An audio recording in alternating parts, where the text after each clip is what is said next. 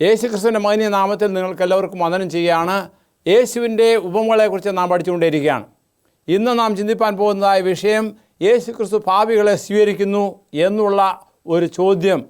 അതിൽ ഉള്ളടങ്ങിയിരിക്കുന്നത് എന്താണെന്ന് നമുക്ക് ചിന്തിക്കാം. അതിനു മുൻപായിട്ട് നമുക്ക് ദൈവത്തോട് പ്രാർത്ഥിക്കാം. ഞങ്ങളെ സ്നേഹിക്കുന്ന സ്വർഗീയ വാഴ്ത്തപ്പെട്ട ദൈവമേ, തിരുനാമത്തിന് നന്ദിയോടെ സ്തോത്രം. അടിയങ്ങളെ ഇത്രത്തോളം വഴി നടത്തി അവിടുത്തെ വചനത്തെ ധ്യാനിപ്പാൻ അടിയങ്ങളെ സഹായിച്ചു.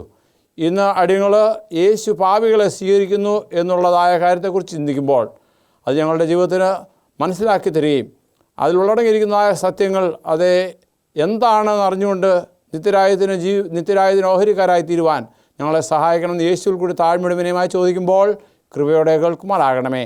ആമേൻ. ക്രിസ്തുവിൻ്റെ ഉപമകളെക്കുറിച്ച് നാം പഠിച്ചുകൊണ്ടിരിക്കുകയാണല്ലോ. യേശു ക്രിസ്തു അനവധിയായ ഉപമകൾ തൻ്റെ ശിഷ്യന്മാരോടും തൻ്റെ കേൾവിക്കാരോടും പറയുന്ന ആ സാഹചര്യത്തിൽ യേശു എപ്രകാരം പാപികളെ സ്വീകരിക്കുന്നു അല്ലെങ്കിൽ സ്വീകരിച്ചു എന്നുള്ളതായ ഒരു ചോദ്യം അവിടെ വരികയുണ്ടായി. പ്രത്യേകിച്ച് പറയുമ്പോൾ യേശു ക്രിസ്തുവിൻ്റെ അടുത്ത് അനേക ചുങ്കക്കാരും പാപികളും വന്നു. നാം പാപികളെന്ന് പറയുമ്പോൾ അവർ അങ്ങനെ പാപികളെന്ന് മറ്റുള്ളവർ കരുതുന്നതായ വ്യക്തികളാണ്. അപ്പോൾ അവർ വന്നപ്പോൾ പരീശന്മാർക്ക് ഒരു വല്ലാത്ത ബിംബിഷ്ടം. എന്താണ് യേശു ക്രിസ്തുവിൻ്റെ അടുത്തേക്ക് ഇവരൊക്കെയും പോകുന്നത്? പ്രത്യേകിച്ച് ഇവർ ദേവാലയത്തിൻ്റെ പ്രതിനിധികളായിട്ടിരിക്കുന്ന വ്യക്തികളാണ്. അവരുടെ അടുത്ത് യേശു ക്രിസ്തു വരുവാൻ തക്കവണ്ണം അവർ ആഗ്രഹിച്ചു. പക്ഷേ അവൻ്റെ സന്നിധിയിലേക്ക് അനേകര് പാപികളായി ചുങ്കക്കാരായിട്ടുള്ളവരാണ് പോകുന്നത്. അതുമാത്രമല്ല, തങ്ങളുടെ ഇടയിൽ എപ്പോഴും യേശു ക്രിസ്തുവിൻ്റെ പഠിപ്പിക്കലുകളിൽ അവരെ കുറ്റം പറഞ്ഞുകൊണ്ടുള്ളതായ കാര്യങ്ങൾ എന്ന് പറഞ്ഞാൽ അവർ ചെയ്യുന്ന കുറ്റത്തെക്കുറിച്ച് കർത്താവ് വസ്തുനിഷ്ഠമായിട്ട് പറഞ്ഞു. അപ്പോൾ അതുകൊണ്ട് ഒരു വല്ലായ്മ അവർക്കുണ്ടായിരുന്നു. ആയതുകൊണ്ട് യേശു ക്രിസ്തു പാപികളെ സ്വീകരിക്കുന്നു എന്നുള്ളൊരു കുറ്റം അവരെ ചുമത്തുന്നതായ സാഹചര്യത്തിൽ പ്രത്യേകിച്ച് പറയുമ്പോൾ ദൈവത്തിൻ്റെ വചനത്തിൽ മനുഷ്യനെ എങ്ങനെയുള്ളവനായിട്ട്, ദൈവസന്നിധിയിൽ കൊള്ളാവുന്നവരായിട്ട് കാണുവാൻ തക്കവണ്ണമുള്ള ഒരാഗ്രഹമാണ്. അവർ സ്വയമായിട്ട് കരുതുന്നത് ഇതാണ്. എന്നാൽ അതിന് വിരുദ്ധമായുള്ളതായ കാര്യങ്ങൾ യേശു ക്രിസ്തുവിൽ നിന്ന് അവർ കണ്ടു. എന്നാൽ പഴയ നിയമത്തിൽ ഉള്ള ചില കാര്യങ്ങളൊക്കെയും അവർ മറന്നു പോവുകയാണ് ചെയ്തത്. കാരണം ദാവീദ് പാപം ചെയ്തു. ആ പാപം ചെയ്തതായ ദാവീദ് സങ്കീർത്തനങ്ങളിൽ നാം വായിക്കുന്നുണ്ട്. 119 176 പ്രകാരം പറയുന്നു, കാണാതെ പോയ ആടുപോലെ ഞാൻ തെറ്റിപ്പോയിരിക്കുന്നു, അടിയനെ അന്വേഷിക്കണമേ, നിൻ്റെ കൽപ്പനകളെ ഞാൻ മറക്കുന്നില്ല എന്ന് ഹൃദയത്തിൽ പാപത്തിൻ്റെ കൊത്തുകൊണ്ടുകൊണ്ട് ദൈവത്തോട് മാനസാന്തരപ്പെട്ട് അല്ലെങ്കിൽ ദൈവസന്നിധിയിൽ തൻ്റെ പാപത്തിൻ്റെ ക്ഷമയ്ക്കായി അപേക്ഷിച്ചുകൊണ്ട് കാണാതെ പോയ ആടാകുന്നു താനെന്ന് അംഗീകരിപ്പാൻ തക്കവണ്ണം ദാവീദിന് യാതൊരു മടിയുമില്ലായിരുന്നു. അതുപോലെ തന്നെ പഴയ നിയമകാലത്ത് നമുക്ക് മീഖാ പ്രവാചകൻ പറയുമ്പോൾ അകൃത്യം ക്ഷമിക്കുകയും തൻ്റെ അവകാശത്തിൽ ശേഷിപ്പുള്ളവരോട് അതിക്രമം മോചിക്കുകയും ചെയ്യുന്ന നിന്നോട് സമനായ ദൈവം ആരുള്ളൂ? അവൻ എന്നേക്കും കോപം വെച്ച് കൊള്ളുന്നില്ല, ദയരല്ലോ അവന് പ്രസാദമുള്ളത് എന്ന് മീഖാ പുസ്തകം 7-ാമത്തെ അധ്യായത്തിൽ 18-ാമത്തെ വാക്യത്തിൽ നാം വായിക്കുന്നുണ്ട്. അപ്പോൾ ഇതൊക്കെയും പാപിയായ മനുഷ്യൻ ദൈവം ക്ഷമിക്കുന്നു എന്നിങ്ങനെയുള്ള കാര്യങ്ങളിൽ അവർക്ക് നല്ലവണ്ണം അറിവുള്ളവരായിരുന്നു. അപ്പോൾ അങ്ങനെ ഈ പരീശന്മാർ യേശുക്രിസ്തു പാപികളെ സ്വീകരിക്കുന്നു എന്ന് അവർ പുറമോടിയായിട്ട് പറയുന്നതിനകത്ത് യാതൊരു കാര്യമില്ല. ദൈവം കാണാതെ പോയ ആടിനെ തേടുന്നു എന്നുള്ളതിനെക്കുറിച്ചുള്ള ഒരു ഉപമയാണ് കർത്താവ് അവർക്ക് സാക്ഷ്യമായിട്ട് പറഞ്ഞത്. അത് നമുക്ക് വായിക്കാൻ തക്കവണ്ണം സാധിക്കുന്നത് ലൂക്കോസിൻ്റെ സുവിശേഷം 15-ാമത്തെ അധ്യായത്തിൽ 3 മുതൽ 6 വരെയുള്ളതായ വാക്യങ്ങളാണ്. അവരോട് അവൻ ഈ ഉപമ പറഞ്ഞു, നിങ്ങളിൽ ഒരാൾക്ക് 100 ആടുണ്ട് എന്നിരിക്കട്ടെ, അതിലൊന്ന് കാണാതെ പോയാൽ അവൻ 99നെയും മരുഭൂമിയിൽ വിട്ടിട്ട് കാണാതെ പോയതിനെ കണ്ടെത്തുന്നവരെ നോക്കി നടക്കാതിരിക്കുമോ? കണ്ടുകിട്ടിയാൽ സന്തോഷിച്ച ചുമലിലെടുത്ത് വീട്ടിൽ വന്ന് സ്നേഹിതന്മാരെയും അയൽക്കാരെയും വിളിച്ചുകൂട്ടി കാണാതെ പോയതിൻ്റെ ആടിനെ കണ്ടുകിട്ടിയതുകൊണ്ട് എന്നോടുകൂടി സന്തോഷിപ്പീൻ എന്ന് അവരോട് പറയും. അങ്ങനെ തന്നെ മാനസാന്തരം കൊണ്ട് ആവശ്യമില്ലാതെ മാനസാന്തരം കൊണ്ട് ആവശ്യമില്ലാത്ത 99 നീതിമാന്മാരെ കുറിച്ചുള്ളതിനേക്കാൾ മാനസാന്തരപ്പെടുന്ന ഒരു പാപിയെ ചൊല്ലി സ്വർഗത്തിന് അധികം സന്തോഷമുണ്ടാകും എന്ന് ഞാൻ നിങ്ങളോട് പറയുന്നുവെന്ന് കർത്താവായ യേശു ക്രിസ്തു പറയുകയുണ്ടായി. അപ്പോൾ ഇവിടെ നാം പഠിക്കുന്നത് എന്താണ്? അതായത് ഒരു ആട് തെറ്റിപ്പോയാൽ ആ ആടിനെ തേടുവാൻ തക്കവണ്ണമാണ് സ്വർഗം യേശു ക്രിസ്തുവിനെ ഈ ഭൂമിയിലേക്ക് അയച്ചത്. അപ്പോൾ ഒരു വ്യക്തി നഷ്ടപ്പെട്ടു പോയാൽ ആ ഒരു വ്യക്തിക്ക് വേണ്ടി യേശു ക്രിസ്തു ദൈവം കനിയുന്നതായ ഒരു കാഴ്ച. മനുഷ്യ ജീവിതത്തിൽ അനവധിയായ കാര്യങ്ങൾ, അന്ധകാരമയമായ നഷ്ടപ്പെട്ടു പോയതായ അനേക കാര്യങ്ങളുണ്ട്. എന്നാൽ അത് നഷ്ടപ്പെട്ടു എന്ന്, അല്ലെങ്കിൽ ഈ ആട്ടിടയന് തൻ്റെ ഒരു ആടിനെ നഷ്ടപ്പെട്ടപ്പോൾ അതിനോടുള്ളതായ താല്പര്യം, അതിനോടുള്ളതായ സ്നേഹം, അതിനോടുള്ളതായ വാഞ്ച അതിനെ കണ്ടുപിടിപ്പാൻ തക്കവണ്ണം അവനെ പ്രേരിപ്പിക്കുന്നു. നമുക്കറിയാം, ആദാം ചെയ്ത പാപത്താൽ മനുഷ്യൻ, മാനവരാശി മുഴുവൻ തന്നെയും പാപികളായി തീർന്ന ഒരു സാഹചര്യത്തിൽ എല്ലാവരും കുറ്റം ചെയ്തു, നന്മ ഒരുത്തനുമില്ല എന്നിവിടെ അപ്പോസ്തലനായ പൗലോസ് പറയുകയാണ്. എന്നാൽ തിരുവചനത്തിൽ പറയുന്നത് joy shall be in heaven over one sinner that repenteth. അതായത് ഒരു പാപി മാനസാന്തരപ്പെടുന്നതിൽ സ്വർഗം മുഴുവനും സന്തോഷിക്കുന്നതായ ഒരു സാഹചര്യമാണ്. അപ്പോൾ ഈ പരീശന്മാർ യേശുക്രിസ്തു പാപികളെ സ്വീകരിക്കുന്നു എന്ന് പറയുമ്പോൾ ദൈവം യേശുക്രിസ്തു ഈ ഭൂമിയിൽ വന്നത് എന്തിനു വേണ്ടിയാണ്? പാപികളെ വീണ്ടെടുക്കുവാൻ വേണ്ടിയാണ്. അതുമാത്രമല്ല, നമുക്ക് എല്ലാവർക്കും ഒരു വലിയ അവകാശം നൽകുവാൻ വേണ്ടിയാണ്. അതിനെക്കുറിച്ച് 1 യോഹന്നാൻ 3:1 ഞാൻ വായിക്കുന്നു. കാൺമീൻ നാം ദൈവമക്കൾ എന്ന് വിളിക്കപ്പെടുവാൻ പിതാവ് നമുക്ക് ഇത്ര വലിയ സ്നേഹം നൽകിയിരിക്കുന്നു, അങ്ങനെ തന്നെ നാം ആകുന്നു. അതായത് പാപികളായ നമ്മെ എങ്ങനെയാണ് മകനായിട്ട് തീർക്കുവാൻ വേണ്ടിയാണ് യേശു ക്രിസ്തു ഈ ഭൂമിയിലേക്ക് അയക്കപ്പെട്ടത്. അതിനെക്കുറിച്ച് കർത്താവ് പറയുന്നത് അതെന്താണ്? നമുക്ക് വായിക്കാം. യോഹന്നാൻ്റെ സുവിശേഷം 17:18 പറയുന്നത്, നീ എന്നെ ലോകത്തിലേക്ക് അയച്ചതുപോലെ ഞാൻ അവരെയും ലോകത്തിലേക്ക് അയക്കുകയാണ്. തൻ്റെ ശിഷ്യന്മാരോട് പറയുന്ന ഒരു കാര്യമാണ്. അതായത് ദൈവം യേശുവിനെ ഈ ഭൂമിയിലേക്ക് അയച്ചതുപോലെ തൻ്റെ ശിഷ്യന്മാരെയും താൻ അയക്കുകയാണ്. എന്തിനു വേണ്ടിയാകുന്നു? യേശു ക്രിസ്തുവിൻ്റെ സാക്ഷികളായി ജീവിക്കുവാൻ വേണ്ടിയാണ്. നമ്മുടെ ഓരോരുത്തരുടെയും ജീവിതത്തിൽ യേശുവിൻ്റെ സാക്ഷിത്വം എപ്രകാരമുള്ളതാണ്? പാപിയായവനാണ്, നഷ്ടപ്പെട്ടവനാണ്. ഇവിടെ നഷ്ടപ്പെട്ടു പോയ കുഞ്ഞാടിനെ തേടി യേശുക്രിസ്തു വന്നതുപോലെ നാം ഓരോരുത്തരും നഷ്ടപ്പെട്ടതായ അനേക ആടുകൾ നമ്മുടെ ചുറ്റുപാടുകളുമുണ്ട്. അവരെ നേടേണ്ടതായ ഒരു ആവശ്യം നമുക്കുണ്ട്. ആത്മനേട്ടമാണ് നമ്മുടെ ഓരോരുത്തരുടെയും ലക്ഷ്യം. അതിനുവേണ്ടി എന്തെല്ലാം കാര്യങ്ങൾ ചെയ്യുവാൻ സാധിക്കുമോ അതൊക്കെയും ചെയ്യണം എന്നാണ് ഇവിടെ പറയുന്നത്. ഇവിടെ ഞാൻ കൊലോസിൽ every soul whom Christ has rescued is called to work in his name for the saving of the lost. നഷ്ടപ്പെട്ടു പോയ എല്ലാ ആടുകളെയും തേടുവാൻ തക്കവണ്ണമാണ് നാം ഓരോരുത്തരും പ്രവർത്തിക്കേണ്ടത്. അതാണ് ഈ നഷ്ടപ്പെട്ടു പോയ ആടിൻ്റെ ഉപമയിലൂടെ ദൈവം നമ്മെ പഠിപ്പിക്കുന്നത്, യേശു നമ്മെ പഠിപ്പിക്കുന്നത്. വീണ്ടും നമുക്ക് ചിന്തിക്കാം. നഷ്ടപ്പെട്ടു പോയതായ വെള്ളി നാണയത്തെക്കുറിച്ച്, മലയാളത്തിൽ പറഞ്ഞാൽ ഒരു ദ്രഹ്മ കാണാതെ പോയി എന്നുള്ളത്. ലൂക്കോസിൻ്റെ സുവിശേഷം 10:8-9 വാക്യങ്ങളാണ് ഞാൻ വായിക്കുന്നത്. ഒരു സ്ത്രീ 10 ദ്രഹ്മയുണ്ട് എന്നിരിക്കട്ടെ, ഒരു ദ്രഹ്മ കാണാതെ പോയാൽ അവൾ വിളക്ക് കത്തിച്ച് വീട് അടിച്ചുവാരി അത് കണ്ടുകിട്ടും വരെ സൂക്ഷ്മതയോടെ അന്വേഷിക്കാതിരിക്കുമോ? കണ്ടുകിട്ടിയാൽ സ്നേഹിതന്മാരെയും അയൽക്കാരത്തികളെയും വിളിച്ചുകൂട്ടി കാണാതെ പോയ ദ്രഹ്മ കണ്ടുകിട്ടിയതുകൊണ്ട് എന്നോടുകൂടി സന്തോഷിപ്പീൻ എന്ന് പറയും. അപ്പോൾ ഇവിടെയും നഷ്ടപ്പെട്ടു പോയതായ ആട്, നഷ്ടപ്പെട്ടു പോയതായ ധനം, ഇതൊക്കെയും ലഭിക്കുമ്പോൾ മനുഷ്യനുണ്ടാകുന്നതായ ഒരു സാഹചര്യത്തെയാണ് ഇവിടെ ചൂണ്ടിക്കാണിക്കുന്നത്. പ്രത്യേകിച്ച് പറയുമ്പോൾ കിഴക്ക് ദേശങ്ങളിലുള്ള വീടുകളിലൊക്കെയും തറകളൊക്കെയും ഇന്നത്തെ പോലെ മൊസൈക്കോ അങ്ങനെയുള്ള കാര്യങ്ങളൊന്നുമില്ല, മണ്ണാണ്. അവിടെ നല്ല വൃത്തിയാക്കി അടിച്ച് തല്ലിപ്പൊത്തി വെക്കുന്ന ഒരു സാഹചര്യമാണ്. എന്നാൽ അവിടെ പൂഴി മണ്ണിനിടയിൽ പണം പോയാൽ അത് കണ്ടുകിട്ടുക പ്രയാസമാണ്. അതിനുള്ളൊരു മാർഗമാണ് അത് വൃത്തിയാക്കി അടിച്ചു വാരി നോക്കുമ്പോൾ അത് കാണുവാൻ തക്കവണ്ണം ഇടയായിത്തീരും. അത് മാത്രമല്ല, അന്ന് അവിടെയുള്ള ചുവരുകളൊക്കെയും അവിടുത്തെ കാലാവസ്ഥയ്ക്ക് അനുയോജ്യമായിട്ടാണ് അവർ ഉണ്ടാക്കുന്നത്. അതുകൊണ്ട് വെളിച്ചം വളരെ അധികമായിട്ട് കടക്കുകയില്ല. അപ്പോൾ അതൊക്കെയും കണ്ടുപിടിപ്പാൻ തക്കവണ്ണം വിളക്ക് കത്തിച്ച് അത് അന്വേഷിച്ച് കണ്ടുപിടിക്കുന്ന ഒരു സാഹചര്യത്തെക്കുറിച്ചാണ് ഈ വചനത്തിൽ നിന്ന് നാം പഠിക്കുന്നത്. അപ്പോൾ നഷ്ടപ്പെട്ടു പോയതായ ആ പണത്തിന് വേണ്ടി, അതുപോലെ നഷ്ടപ്പെട്ടു പോയ ആടിനു വേണ്ടി ദൈവം അതെ പ്രവർത്തിക്കുന്നു. ആയതുപോലെ നാം ഓരോരുത്തരും പ്രവർത്തിക്കണം. ഇവിടെ ഈ രണ്ട് ഉപമകളിലൂടെയും രണ്ട് തരത്തിലുള്ളതായ വ്യക്തികളെയാണ് ചൂണ്ടിക്കാണിക്കുന്നത്. ഒന്ന്, നഷ്ടപ്പെട്ടു പോയതായ ആട്. ഈ നഷ്ടപ്പെട്ടു പോയ ആടിന്, അതായത് തൻ്റെ യജമാൻ തന്നെ അന്വേഷിക്കുന്നുണ്ടെന്നറിയാം, എന്നാൽ തിരിച്ചു വരുവാൻ തനിക്ക് വഴിയറിയില്ല.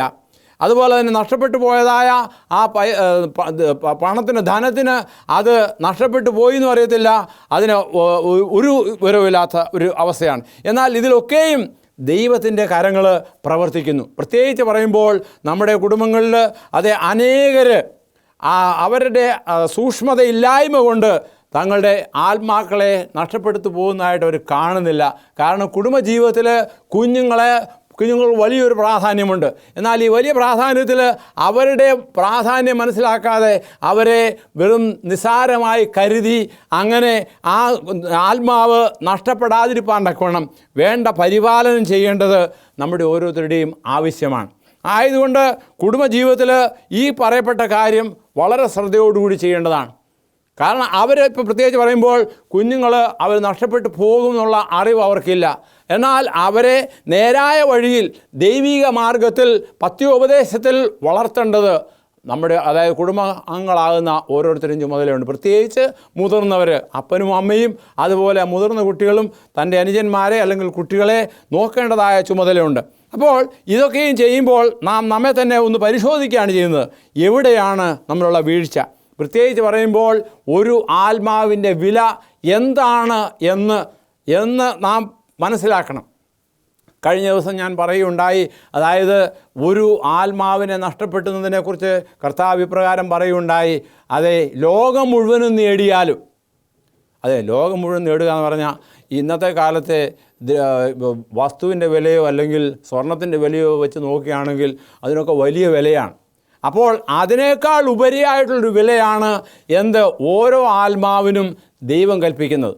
ഒരു വസ്തുവിൻ്റെ വിലയെ അല്ലെങ്കിൽ ഒരു ആത്മാവിൻ്റെ വിലയെക്കുറിച്ച് നാം കരുതുമ്പോൾ അത് എത്രമാത്രമാണ് എന്ന് വിലമതിക്കുവാൻ തക്കവണ്ണം ഇന്നത്തെ കാലത്ത് ഓരോ വസ്തുവിൻ്റെയും വിലയെക്കുറിച്ച് കരുതുമ്പോൾ, പ്രത്യേകിച്ച് പറയുമ്പോൾ വസ്തുക്കളുടെ വില, അതായത് ഒരു വസ്തുവിൻ്റെ വില ഇന്ന് ഓരോ സെൻറ്റിനും ഇത്ര മാത്രമാണെന്ന് ഉയർന്നുകൊണ്ടിരിക്കുകയാണ്. സ്വർണത്തിനും അതുപോലുള്ള വിലയാണ്. എന്നാൽ അതിനേക്കാളൊക്കെ ഉപരിയായ ഒരു വിലയാണ്, അതായത് ലോകം മുഴുവനും നേടിയാലും നിങ്ങളുടെ നിൻ്റെ ആത്മാവിനെ നഷ്ടപ്പെടുത്തിയാൽ എന്ത് പ്രയോജനം എന്ന് പറയുകയാണ്.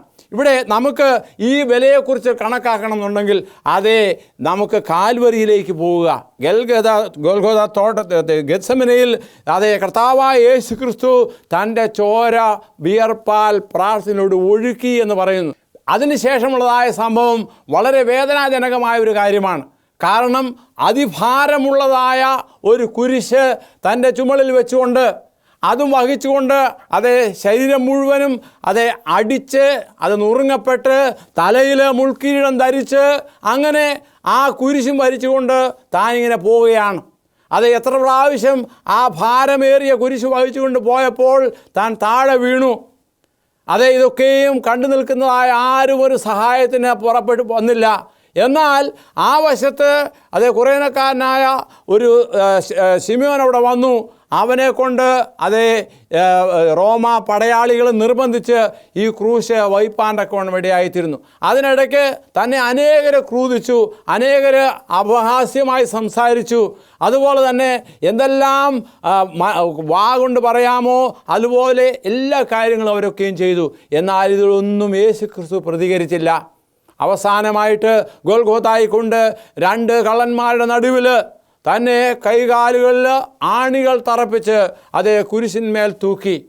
ആ അവസരത്തിൽ ചുറ്റുപാടുന്ന ശിഷ്യന്മാരൊക്കെയും ചുറ്റുപാട് നിന്ന പരീശന്മാരൊക്കെയും അവരെ പരിഹസിക്കുകയായിരുന്നു. ഇവൻ അനേകരെ രക്ഷിച്ചു, ഇവന് തന്നെത്താൻ രക്ഷിപ്പാനൊക്കെ കൊണ്ട് സാധിക്കുകയില്ല.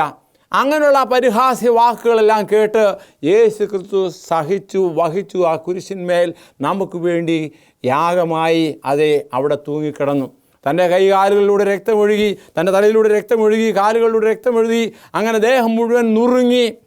അങ്ങനെ നമുക്ക് വേണ്ടി പാടുപെട്ടതായ യേശു ക്രിസ്തു ഇത്രയൊക്കെയും ചെയ്തിട്ടും താൻ ഒരു പ്രതികരണവും നടത്തില്ല. എന്നാൽ താൻ തൻ്റെ ആ കുരിശിൽ കിടന്നുകൊണ്ട് ദൈവത്തോട് പ്രാർത്ഥിക്കുകയാണ്. ദൈവമേ ഇവർ ചെയ്യുന്നത് എന്തെന്നറിയായാൽ ഇവരോട് ക്ഷമിക്കണമെന്ന്. അപ്പോൾ ഇതൊക്കെയും ചെയ്തത്, അല്ലെങ്കിൽ താൻ ഇത്രമാത്രം വേദന അനുഭവിച്ചത്, കഷ്ടത അനുഭവിച്ചത് ആർക്കു വേണ്ടിയാകുന്നു എന്ന് നാം ചിന്തിക്കുക. അതെ, നഷ്ടപ്പെട്ടു പോയതായ ഓരോ ആടിനു വേണ്ടിയുമാണ്. അതെ, നഷ്ടപ്പെട്ടു പോയതായ ഓരോ വ്യക്തികൾക്കും വേണ്ടിയാണ്. അപ്പോൾ നമ്മെ വീണ്ടെടുക്കുവാൻ തക്കവണ്ണം കർത്താവായ യേശു ക്രിസ്തു അതെ പൂർണ്ണമായിട്ട് താൻ തന്നെ നമുക്ക് വേണ്ടി സമർപ്പിച്ചു. അതെ, ഇത് നാം പാപികളായിരിക്കെ ദൈവം നമ്മോട് കാണിച്ചിരിക്കുന്ന ആ വലിയ സ്നേഹമാണ്. അതെ, ഒരു ഉദാഹരണി പറയുന്നത്, look upon the wounded head, the pierced side, the marred feet, remember that Christ risked all. അതേ, താൻ എല്ലാമായി നമുക്ക് വേണ്ടി നൽകി. ഫോർ അവർ റിഡംഷൻ, നമ്മുടെ വീണ്ടെടുപ്പിന് വേണ്ടിയാണ്. Heaven itself was imperiled. അതെ, സ്വർഗം ഇത് കണ്ടുകൊണ്ടിരിക്കുകയാണ്. എത്രമാത്രം ദൈവത്തിന് സഹിപ്പാൻ സാധിക്കുമെന്ന് നമുക്കറിയില്ല. പക്ഷേ ദൈവം ക്ഷമയുള്ളവനാണ്, കരുണയുള്ളവനാണ്. അതെ, at the foot of the cross, remembering that for one sinner Christ would have lay down his life, you may estimate the value of the soul.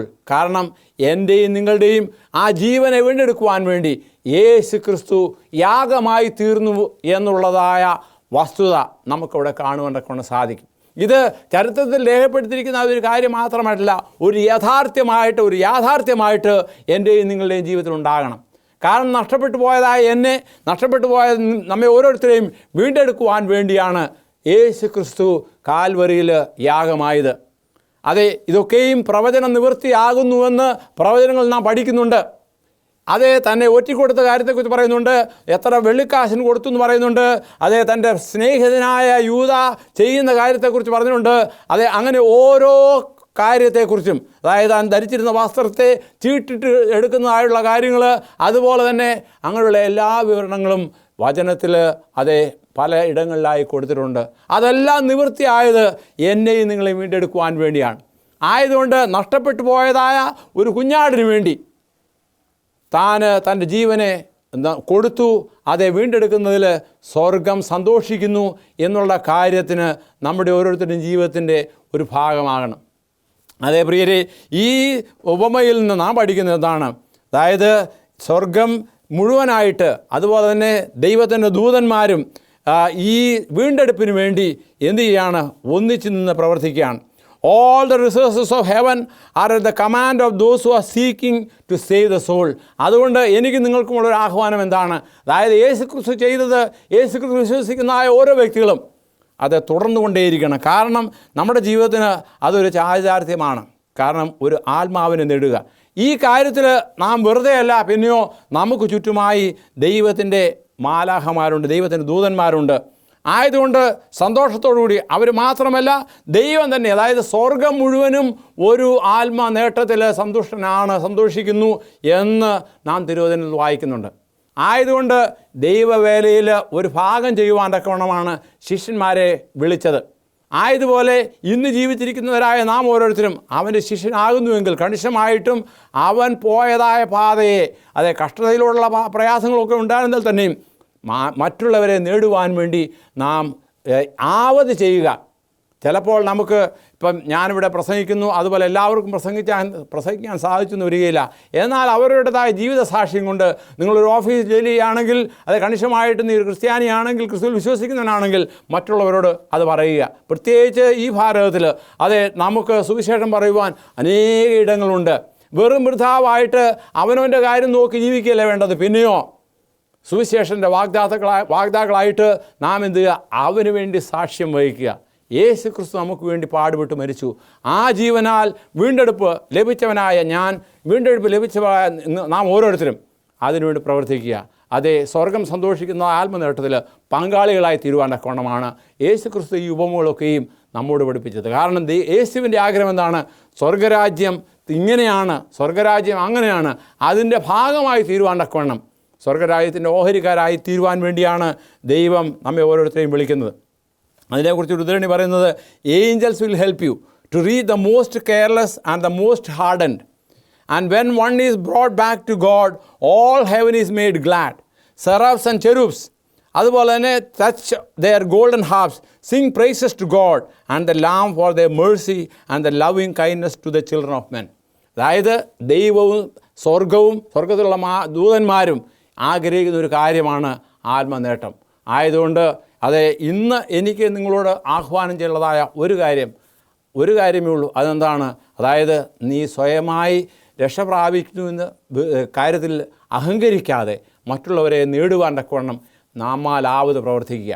കാരണം ദൈവവും ദൈവത്തിൻ്റെ ദൂതന്മാരും നമുക്ക് സഹായികളായിട്ടുണ്ട്. അതേ, അനേകർ യേശുവിനെക്കുറിച്ച് അറിയുവാനുണ്ട്. അവരുടെ ഇടയിലേക്ക് സുവിശേഷം പറയുക. ഈ രാജ്യത്തിൻ്റെ സുവിശേഷം സകലജാതികൾക്കും സാക്ഷ്യമായി ഭൂലോകത്തിലൊക്കെയും പ്രസംഗിക്കപ്പെടും. അപ്പോൾ അവസാനം വരും എന്നുള്ളത് ഒരു അവസാന അടയാളമായിട്ട്, യേശു ക്രിസ്തുവിൻ്റെ വരവിൻ്റെ അടയാളമായിട്ട് കാണാൻ കൊണ്ട് സാധിക്കും. ആയതുകൊണ്ട് എന്നെ കേൾക്കുന്ന ഓരോരുത്തരുമേ, അതെ, നമ്മുടെ ജീവിതത്തിലെ എളിയ ഭാഗം നാം ചെയ്യുവാൻ തക്കവണ്ണം ബാധ്യസ്ഥരാണ്. അതുപോലെ തന്നെ സ്വയമായിട്ട് നമ്മെ തന്നെ യേശുവിന് സമർപ്പിക്കുക. പ്രാർത്ഥനാശീലമുള്ളവരായി, അതുപോലെ തന്നെ ഭക്തിയുടെ മാർഗത്തിൽ യേശുവിനെ പോലെ വളരുവാൻ തക്കവണ്ണം അങ്ങനെ എല്ലാ തരത്തിലും അതെ നാം പ്രവർത്തിക്കുക. ആയതുപോലെ തന്നെ നാം മറ്റുള്ളവർക്ക് വേണ്ടി, യേശുവിന് വേണ്ടി സാക്ഷികളായി ജീവിക്കുക. അങ്ങനെ ജീവിപ്പാൻ തക്കവണ്ണം ദൈവം നമ്മെ ഓരോരുത്തരെയും സഹായിക്കട്ടെ. നമുക്ക് ലഭിച്ചിരിക്കുന്നതായ സമയം തക്കത്തിൽ വിനിയോഗിച്ചുകൊണ്ട് നാളെ നമുക്കുള്ളതല്ല എന്നുള്ള ഓർമ്മയോടുകൂടി, അതായത് ഇന്ന് എന്ന് പറയുന്ന ശബ്ദം അത് നാം കേൾക്കുമ്പോൾ ദൈവം തന്നിരിക്കുന്ന ഈ സാവകാശത്തെ വിനിയോഗിപ്പാൻ തക്കവണ്ണം ദൈവം നമ്മെ ഓരോരുത്തരെയും സഹായിക്കട്ടെ, അനുഗ്രഹിക്കട്ടെ. നമുക്ക് നമ്മുടെ ദൈവത്തോട് പ്രാർത്ഥിക്കാം. ഞങ്ങളെ അധികമായി സ്നേഹിക്കുന്ന സ്വർഗീയ വാഴ്ത്തപ്പെട്ട ദൈവമേ, നഷ്ടപ്പെട്ടു പോയതായ ഒരു ആടിനെ തേടുവാൻ തക്കവണ്ണം ഒരു ആട്ടിടയൻ പരിശ്രമിക്കുന്നത് പോലെ നഷ്ടപ്പെട്ടു പോയവരായ ഞങ്ങളെ തേടുവാൻ തക്കവണ്ണം സ്വർഗം മുഴുവൻ സന്തോഷിക്കുന്നു അവരുടെ വീണ്ടും വരവിന് വേണ്ടി എന്നുള്ള പാഠം ഞങ്ങൾക്ക് ഇതിലൂടെ തന്നിരിക്കാൻ നന്ദിയുടെ സ്തോത്രം. ആയതുകൊണ്ട് ജീവിത വിശുദ്ധിയുള്ളവരായി, കർത്താവിൻ്റെ ഉത്തമ സാക്ഷികളായി അനേകരെ ക്രിസ്തുവിലേക്ക് നേടുവാൻ ഞങ്ങളെ ഓരോരുത്തരെയും സഹായിക്കണമേ. ഈ പ്രസംഗം കേട്ടുകൊണ്ടിരിക്കുന്ന ഓരോരുത്തരെയും കർത്താവ് അനുഗ്രഹിക്കുകയും അവിടുത്തെ അവർക്ക് വേണ്ടി ഒരുക്കുകയും ചെയ്യണമേ. യേശുവിൽ കൂടി താഴ്മൊടുവിനുമായി ചോദിക്കുമ്പോൾ കൃപയോടെ കേൾക്കുമാറാകണമേ. ആമേൻ. എൻ്റെ പ്രസംഗം കേട്ടുകൊണ്ടിരിക്കുന്ന എല്ലാവർക്കും എന്നെ നന്ദി പറയുന്നു. അതേ കണിശമായിട്ട് നിങ്ങൾക്ക് കൂടുതലായി എന്തെങ്കിലും അറിയാൻ താല്പര്യമുണ്ടെങ്കിൽ, അതുപോലെ പ്രാർത്ഥന വിഷയങ്ങളുണ്ടെങ്കിൽ അത് ഞങ്ങളെ എഴുതി അറിയിക്കുക. ഞങ്ങളുടെ പക്കൽ അനവധിയായ ചെറു ഗ്രന്ഥങ്ങളുണ്ട്, അതുപോലെ CD-കളുണ്ട്. ഇതൊക്കെ നിങ്ങൾക്ക് സൗജന്യമായി അയച്ചു തരുന്നതാണ്. ദൈവം നമ്മെ ഓരോരുത്തരെയും അനുഗ്രഹിക്കുമാറാകട്ടെ.